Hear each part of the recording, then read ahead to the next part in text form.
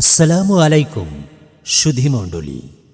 এখন কোরআন হাদিস থেকে গুরুত্বপূর্ণ আলোচনা পেশ করছেন বিশিষ্ট ইসলামিক চিন্তাবিদ ও মুফাসসির কোরআন হাফিজ মাওলানা মমিনুল ইসলাম নিয়ামতপুরী। হাফিজ মাওলানা মমিনুল ইসলাম নিয়ামতপুরী ইমাম ও খতিব, জেলা পরিষদ শিশু পার্ক সংলগ্ন মশরপুর জামে মসজিদ ও প্রতিষ্ঠাতা সেক্রেটারি দারুস সালাম হাফিজিয়া নুরানী এতিমখানা মাদ্রাসা, নওগাঁ সদর, নওগাঁ।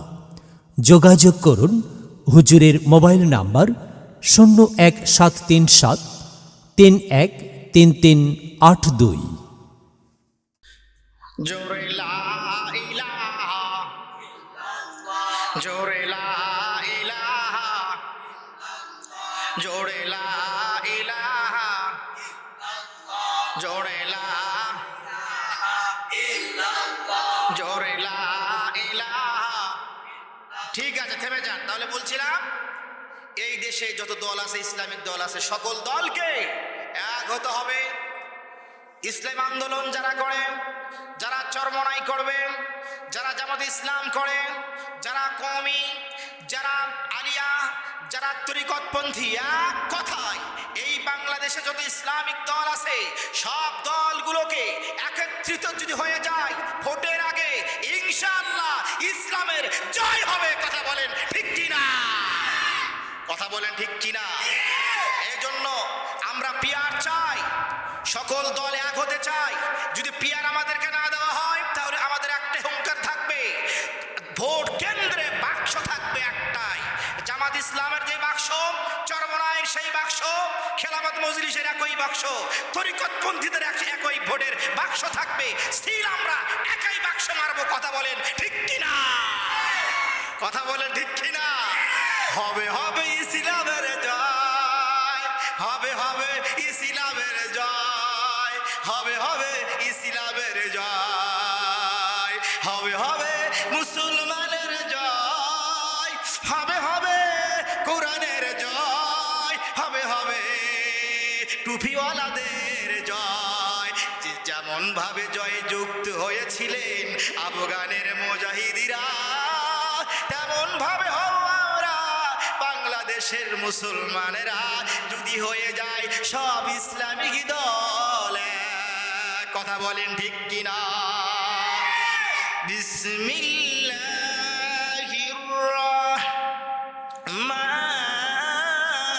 রহমানির রহিম।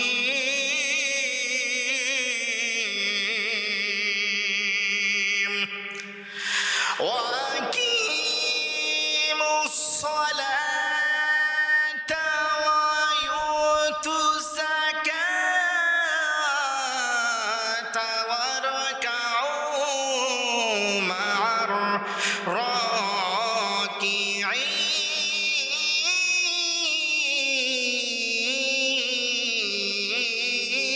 الراكعين। জোরে বলেন মারহাবা। আল্লাহ বললেন, নবীজি, ইয়া রাসূলুল্লাহ, ইয়া হাবিবাল্লাহ, নবীজি, আমি আল্লাহ ঘোষণা দিলাম, নামাজ যত সময় নামাজ কায়েম করে, এরপরে আমি আল্লাহ ঘোষণা দিলাম, বান্দা বান্দিরা যেন রুকুকারীদের সাথে রুকু করে। জোরে বলেন মারহাবা। এখন আসেন রে বাজান আমার, নামাজ পড়বে, রুকু করবে, ঘোষণা কার? আল্লাহর ঘোষণা। এই জন্য যদি পড়ি আমরা নামাজ, আমাদের রিজিকির জিম্মাদারি হয়ে যাবেন আল্লাহ। যদি করি আমরা রুকু, আমাদের থাকবে না কোনো পেরেশানি, হয়ে যাবেন জিম্মাদার আমাদের মাহবুব, হয়ে যাবেন আমাদের রাহবার মাহবুব। আমার ভাইরা গভীর মনোযোগ দিয়ে শুনবেন। আল্লাহ বললেন, নবীজি, আপনার বান্দা বান্দিরা যেন নামাজ পড়েন এবং রুকুকারীদের সাথে রুকু করে, এই ঘোষণা আমি আল্লাহ বলে দিলাম। এরপর রাসূলুল্লাহ বলেছেন, قال رسول الله صلى الله عليه وسلم الصلاة عماد الدين من أقامها فقد أقام الدين ومن هدمها فقد هدم الدين رواه البيهقي। রাসূলুল্লাহ বলেছেন, নামাজ ধর্মের খুঁটি। যে ব্যক্তি নামাজ ঠিক রাখলো সে ধর্মকে ঠিক রাখলো, আর যে ব্যক্তি এই নামাজের খুঁটিকে ঠিক রাখলো না সে ধর্মকে বিনষ্ট করলো। এই জন্য নামাজ পড়া হলো ফরজ। কিয়ামতের ময়দানে যত হিসাব হবে সব আমলের আগে নামাজের হিসাব হবে। এই জন্য ইসলামের রকন হইল 5টা। 1 নাম্বার হলো কালেমা, 2 নাম্বার হলো রোজা, 3 নাম্বার হলো 1 নাম্বার হলো কালেমা, 2 নাম্বার হলো নামাজ, 3 নাম্বার হলো রোজা, 4 নাম্বার হলো যাকাত। এক কথা কালেমা, 1 নাম্বার কালেমা, 2 নাম্বার হলো নামাজ, 3 নাম্বার হলো রোজা, 4 নাম্বার হলো হজ, 5 নাম্বার হলো যাকাত। কালেমা লা ইলাহা ইল্লাল্লাহু মুহাম্মাদুর রাসূলুল্লাহ, আল্লাহ ছাড়া কোনো মাবুদ নাই, নবী মুহাম্মদ মুস্তাফা সাল্লাল্লাহু আলাইহি ওয়াসাল্লাম আল্লাহ পাকের বান্দা এবং রাসূল। শুধু এটা বিশ্বাস করলে হবে না, আরো একটা শাখা আছে, যেমন আমানতু বিল্লাহি ওয়া মালাইকাতিহি ওয়া কুতুবিহি ওয়া রাসূলিহি ওয়াল ইয়াউমিল আখিরি ওয়াল কদরি খাইরিহি ওয়া শাররিহি মিনাল্লাহি তাআলা ওয়াল বা'সি বাদাল মাউত।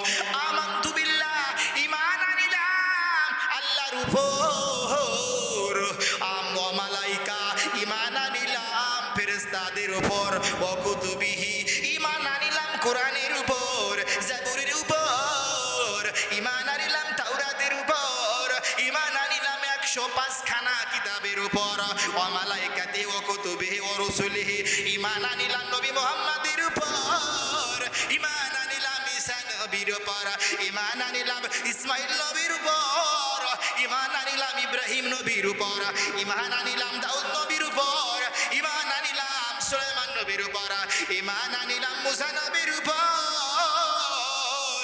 এক কথা, যত নবী দুনিয়াতে এসেছিলেন আমরা সবার উপর ঈমান আনিলাম। কিন্তু দুঃখের বিষয় হলো আহল কিতাবরা, ইহুদি খ্রিস্টানরা, ওরা ঈমান আনে ঈসা নবীর উপর, মুসা নবীর উপরে, আমার নবীর উপরে এরা ঈমান আনে না। কিন্তু আমরা মুসলমান, আমরা ঈমান আনি সকল আম্বিয়া কেরামদের উপর। জোরে সরে বলেন সুবহানাল্লাহ। ঠিক কি না? আমরা ঈমান আনি সকল নবীদের উপর। আমানতু বিল্লাহি ওয়া মালাইকাতিহি ওয়া কুতুবিহি ওয়া রাসূলিহি ওয়াল ইয়াউমিল আখিরি ওয়াল কদরি খাইরিহি ওয়া শাররিহি মিনাল্লাহি তাআলা ওয়াল বা'সি বাদাল মাউত। ঈমান আনিলাম ভাগ্য তাকদীরের উপর, ঈমান আনিলাম আখিরাতের উপর, ঈমান আনিলাম মৃত্যুর পরে আবার জীবিত হওয়ার উপর। কথা বলেন ঠিক কি না? বলেন তো, আমরা যখন মারা যাব, বলেন তো জিন্দা হব কি হব না? আমরা মৃত্যুর পরে আমাদের আল্লাহ জিন্দা করবেন কি করবেন না? হাসর নাসর কায়েম হবে কি হবে না? অবশ্যই হবে বাদান আমার। এই জন্য 2 ঘরে 2 মৌরি লিখতেছে ডায়েরি, তাদেরকে বলা হয় কিরামান কাতিবিন, তাদেরকে বলা হয় কিরামান কাতিবিন। 2 ঘরে 2 মৌরি লিখতেছেন ডায়েরি, তাদেরকে বলা হয় কিরামান কাতিবিন, তাদেরকে বলা হয় কিরামান কাতিবিন, তাদেরকে বলা হয় কিরামান টিভি আমাদের কথাগুলো রেকর্ড করছেন কি করছেন না? বলেন তো আমাদের সব দৃশ্যগুলি আমাদের দর্শন করছেন কি করছেন না? বলেন তো ভিডিও করছেন কি করছেন না? এই জন্য বাদান আবার নামাজ পড়তে হবে। নামাজ যদি আপনি পড়েন আল্লাহ আপনার সব রিজিকের ব্যবস্থা করে দিবে। আমার মাইনা রে, গভীর মনোযোগ দেয়া শুনবেন, একটু মনোযোগ দেয়া শুনবেন। আমার আল্লাহ বলেন সূরা তোহার 14 নম্বর আয়াত, আমার আল্লাহ বলেন ইন্নানি আনাল্লাহু লা ইলাহা ইল্লা আনা ফা'বুদুনি ওয়া আকিমুস সালাতা লিযিকরি।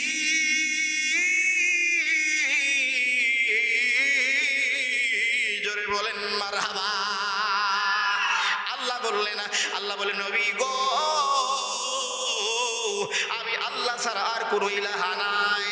ইন্নানি আনাল্লাহু লা ইলাহা ইল্লা, আমি আল্লাহ ছাড়া আর কোনো ইলাহা নাই। আনা ফা'বুদুনি, অতএব আমার ইবাদত করেন।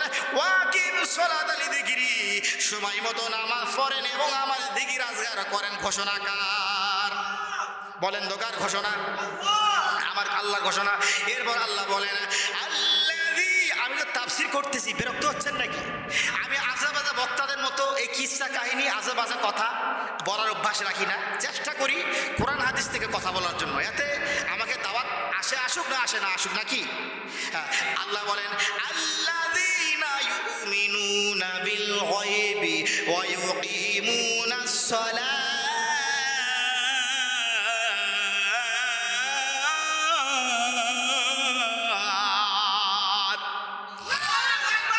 আল্লাহ বললেন নবীজি ইয়া রাসূলুল্লাহ, হে হাবিবাল্লাহ, যারা অদৃশ্যের উপর যারা ঈমান আনয়ন করে এবং যারা নামাজ কায়েম করে, কি কায়েম করে? নামাজ কায়েম করে। আল্লাযীনা ইউমিনুনা বিল গায়বি ওয়া ইউকিমুনাস সালাতা, তারা হলো মুত্তাকিন। জোরে বলেন মারহাবা, আরো জোরে বলেন মারহাবা। এরপরে রাসূলুল্লাহ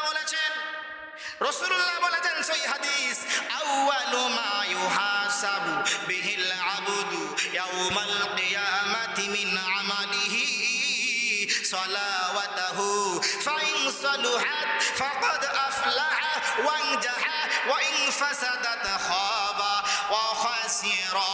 রাওয়াহু তিরমিজি আও কামা ক্বালা আলাইহিস সালাতু ওয়াস সালাম। রাসূলুল্লাহ বলেছেন, ও আমার উম্মতি মুহাম্মাদিরা রে,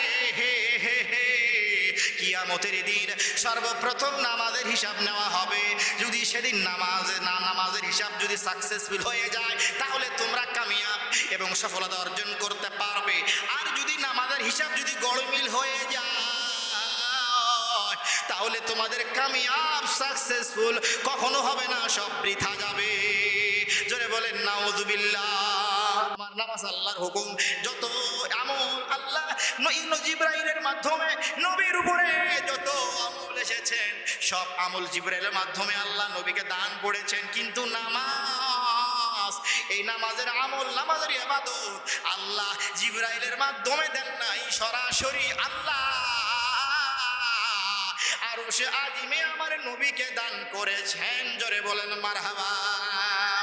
আমার আল্লাহ বলেন আল্লাযীনা ইউকিমুনাস সালাতা ওয়া মিম্মা রাযাকনাহুম ইনফিকুন উলাইকা হুমুল মুমিনুনা হাক্কান লাহুম দারাজাতুন ইনদা রাব্বিহিম ওয়া মাগফিরাতুন ওয়া রিজকুম কারীম।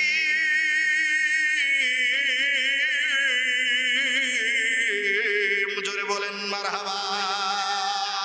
আল্লাহ বলেন নবীজি, যারা আমার বান্দা বান্দীরা যারা নামাজ পড়ে এবং নামাজ পড়ার পাশাপাশি আমি যা রিজিক দান করেছি তা থেকে তারা আমার রাস্তায় ব্যয় করে, তারা প্রকৃত মুমিন এবং তাদের জন্য আমি আল্লাহ রাব্বুল আলামিন রেখেছি ক্ষমার ঘোষণা, আমি তাদেরকে ক্ষমা করে দিব।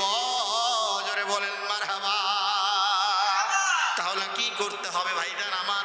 নামাজ পড়তে হবে এবং দান খয়রাত করতে হবে। আপনার বাড়ির পাশে কোন মেয়ের বিয়া হইতেছে না, এটা আমাদেরকে ফলো করতে হবে। কোন মেয়েটা বিধবা, কি খাচ্ছে কি খাচ্ছে না আমাদের খেয়াল করতে হবে। আমাদের বাড়ির পাশে একটা এতিম বাচ্চা, এতিম ছেলে মেয়ে আছে, তারা কি খাচ্ছে কি খাচ্ছে না এটা আমাদের ফলো করতে হবে। সব সাইডে আমাদের অ্যালার্ট থাকতে হবে, সজাগ থাকতে হবে, সচেতন থাকতে হবে। যদি আপনি থাকতে পারেন, আল্লাহর ঘোষণা হলো আমি তাদেরকে বলে দিলাম যারা নামাজ আদায় করবে এবং যারা আমার দেওয়া রিজিক থেকে যারা ব্যয় করবে, আমি মালিক তাদের জন্য রেখলাম ক্ষমার ঘোষণা। জোরে বলেন সুবহানাল্লাহ। এরপর আমার আল্লাহ বলেন ইন্নাস সালাতা তানহা আনিল ফাহশাই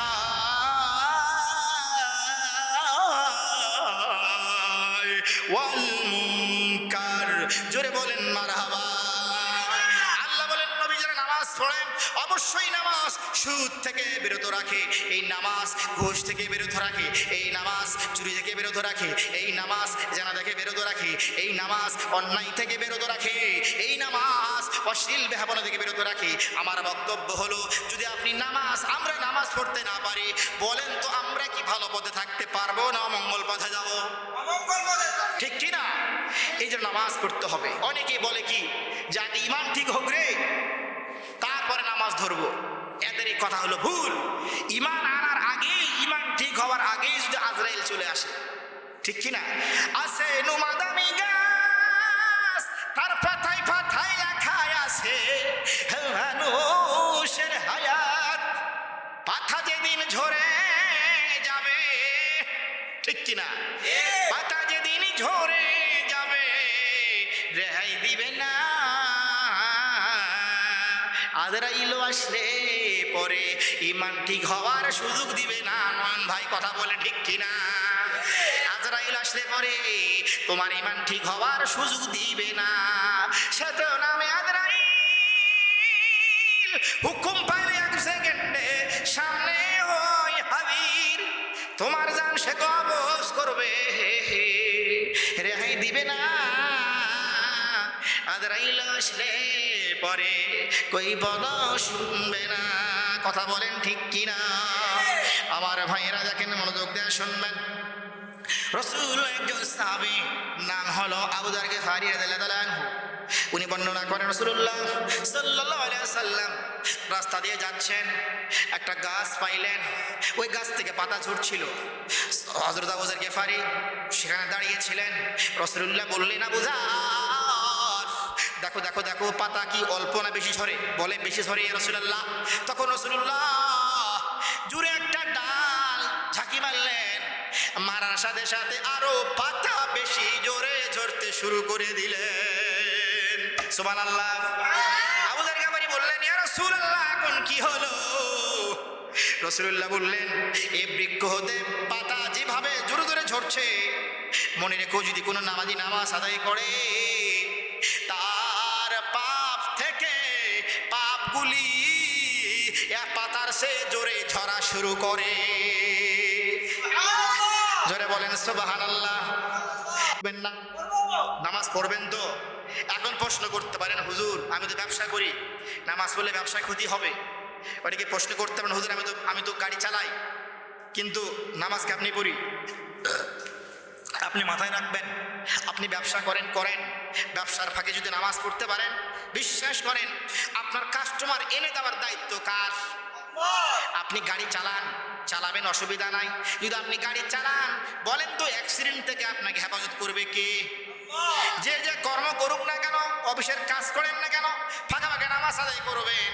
আপনি যখন জোহরের নামাজ যখন জোহরে আযান দিবে, আল্লাহু আকবার আল্লাহু আকবার, যখন জোহরে আযান দিবে আসর পর্যন্ত আপনি নামাজ পড়বেন। জোহরে আযান দেওয়ার সাথে সাথে আসর পর্যন্ত আপনি চলে যাবেন আল্লাহর জিম্মায়, চলে যাবেন আপনি আল্লাহ পাকের আন্ডারে।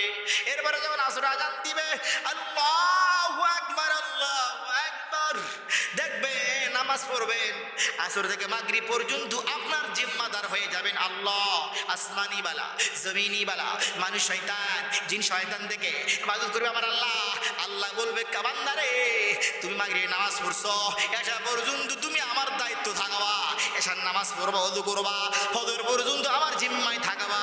শুধু জিম্মায় থাকবা না, আমি আল্লাহ তোমাদেরকে 5টা পুরস্কারে ধন্য করব। আল্লাহ রাসূলুল্লাহ বলেছেন, মান হাফাযা আলা সালাতি আকরামাহুল্লাহু তাআলা بخمس خصال يرفع عنه ضيق العين وعذاب القبر ويعطيه الله كتابه بيمينه ويمر على الصراط كالبرق ويدخل الجنة بغير حساب।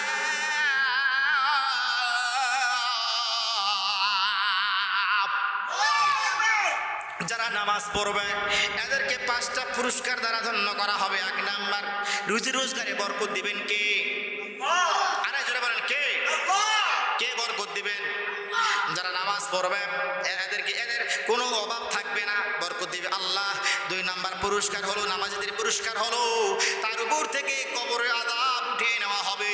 3 নাম্বার পুরস্কার হলো আমলনামা ডান হাতে দিবে। 4 নাম্বার পুরস্কার হলো ফুলসিরাত বিদ্যুৎ গতিতে পার করে নেবে।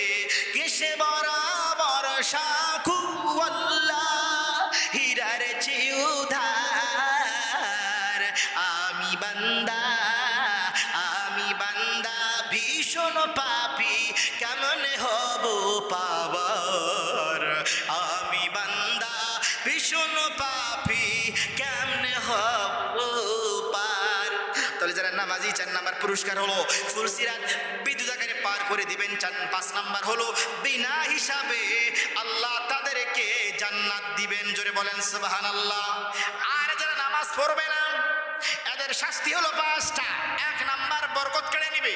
চাকরি করি, সরকারি চাকরি করি, বেসরকারি স্যালারি মাসে 20,000 প্লাস, 30,000 প্লাস, 50,000 প্লাস বিভিন্ন কর্ম করি, নামাজ পড়বেন না। কিন্তু দেখবেন মাস শেষে নুন আনতে পন্থা ফুরাবে, অ্যাকাউন্টে টাকা ফুরে যাবে। আপনি চিন্তা করবেন ব্যাপার কি, টাকার মধ্যে আবার জিন ঢুকলো নাকি? কি ঢুকলো নাকি? আরে ক্যাশ টাকা গেল কই? আরে বেতন উঠাইলাম 30,000, মাসের 29 তারিখে 28 তারিখে বউ কয় আর টাকা নাই, বলে টাকা তো মিলাতে পারতেছি না। আসল কথা হলো আমি যদি আল্লাহর হই আল্লাহ তো আমার হবে নাকি? আর আমি যদি আল্লাহর না হই আল্লাহ কি আমার হবে? কোশ্চিন কালে হবে না। এরপরে হলো 2 নাম্বার শাস্তি, যে নামাজ পড়বে না যে মহিলা পুরুষ এদেরকে ক্ষুধার্ত পিপাসিত অবস্থায় তারা মারা যাবে। 3 নাম্বার হলো যারা বেনামাজি নামাজ পড়বে না তাদের কবর সংকীর্ণ হবে। 5 নাম্বারও শাস্তি হলো 5 নাম্বার শাস্তি হলো যারা তার কবরে একটা বিশাল সাপ নিযুক্ত করা হবে, যে এই সাপের দীর্ঘ হবে 1 মাইলের রাস্তা। কয় মাইলের রাস্তা? কয় মাইলের রাস্তা? 1 মাইলের রাস্তা হবে সে সাপের দীর্ঘ। ওই সাপের চক্ষু হবে, ওই সাপের চক্ষু হবে আগুনের মতো, ওই সাপের আওয়াজ হবে বদরের মতো। শুধু গীতা যারা বেনামাজি, যারা নামাজ পড়বে না, সাপ ওই সব ব্যক্তিদেরকে বলবে কবরের মধ্যে, ও বেনামাজির দল, তুমি আল্লাহর দেওয়া ফল খাইছিলা, আল্লাহর দেওয়া নিয়ামত ভোগ করছিলা, আল্লাহর দেওয়া সূর্যের আলো ভোগ করছিলা, আল্লাহর দেওয়া চাঁদের আলো ভোগ করছিলা, আল্লাহর দেওয়া বৃষ্টির পানি ভোগ করছিলা। আজ তুমি বেনামাজি, আল্লাহ তোমাকে কি সুন্দর করে বানাইছিল। তুমি দুনিয়ার জমিনে খাইছো, দাইছো, ঘুরছো, ব্যবসা করছো, চাকরি বাকরি করছো, বিয়ে করছো, বাচ্চা কাচ্চা নিছো, কিন্তু নামাজ ঠিক মতো পড়ো না।